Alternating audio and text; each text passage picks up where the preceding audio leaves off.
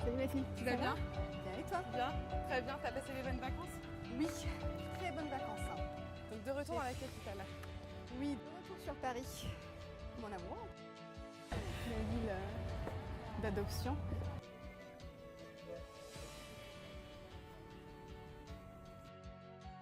Au Maroc, on a les poids des traditions, les poids de la société qui est très présente dans la vie de chaque jour, des poids aussi des contradictions, je dirais. Et c'est avec ces contradictions-là que j'avais un problème. C'est avec les contradictions où, par exemple, la femme doit faire des études, doit avoir un poste bien rémunéré, parce que les jeunes d'aujourd'hui ont bien envie de faire leur vie avec quelqu'un qui a les moyens.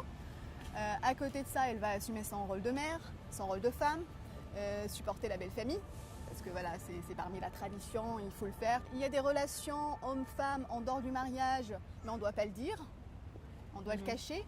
Ça existe, mais on n'a pas envie de le dire. C'est cette schizophrénie en quelque sorte, c'est ces contradictions-là qui gênaient. Qu'est-ce qui a été le plus dur au quotidien à assumer, à accepter?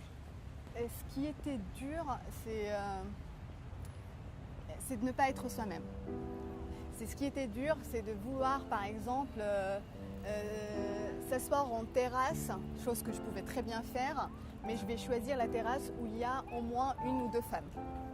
Je ne vais pas m'aventurer à aller dans une terrasse où il n'y a que des hommes, par exemple. Je ne vais pas me sentir à l'aise. Tu ne profites pas de la ville en tant que telle. Tu veux dire que tu erres pas dans la ville? Je ne vais pas flâner dans la ville. La ville, c'est un ensemble de trajets. Aller d'un point A à un point B. Et dans ce point A à un point B, c'est les courses, shopping, voir des amis, aller au resto, etc. Privilégier des trajets où c'est plus en voiture. Ça m'est arrivé à plusieurs reprises, par exemple, de marcher dans la rue parce qu'il le fallait pour faire des courses et autres, et que la personne te suit durant tout le trajet. Et je t'appelle comment? Et pourquoi tu ne veux pas me parler? Et etc. Durant tout le trajet, quand tu dis stop, j'en veux pas, ah mais tu t'es vu, machin, on commence à être dans une deuxième phase qui est des insultes. Oui. Ou même des fois on peut se permettre de t'arrêter en te poussant. Oui. Mais pourquoi tu veux pas me parler? C'est ce rapport-là aussi qui me gênait profondément. Tu apprends à te protéger en quelque sorte.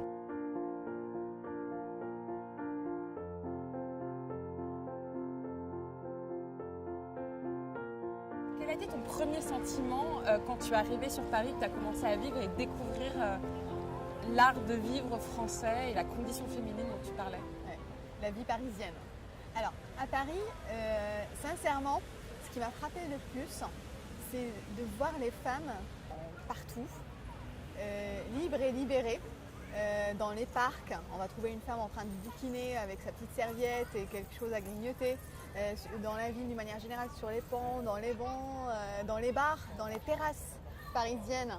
C'est une symbolique forte. À l'époque, j'habitais le 14e et je suis sortie en mode jogging, short, t-shirt. Personne n'est venu m'accoster. Personne n'a prononcé un seul mot pour me dire « Ah, mais t'es comme ça » ou « T'es comme ça ». Je courais et j'étais bien dans mon élément sans aucun harcèlement. Et c'était un moment de bonheur, de joie profonde et de liberté absolue. Et ce sentiment-là, c'était l'extase. Tu as redécouvert, tu as pris place pour la première fois dans une ville, dans un espace public. C'est ça, j'ai repris possession de l'espace public. Est-ce que tu t'es rendu compte qu'il y avait des situations qui dépassaient les frontières et les cultures?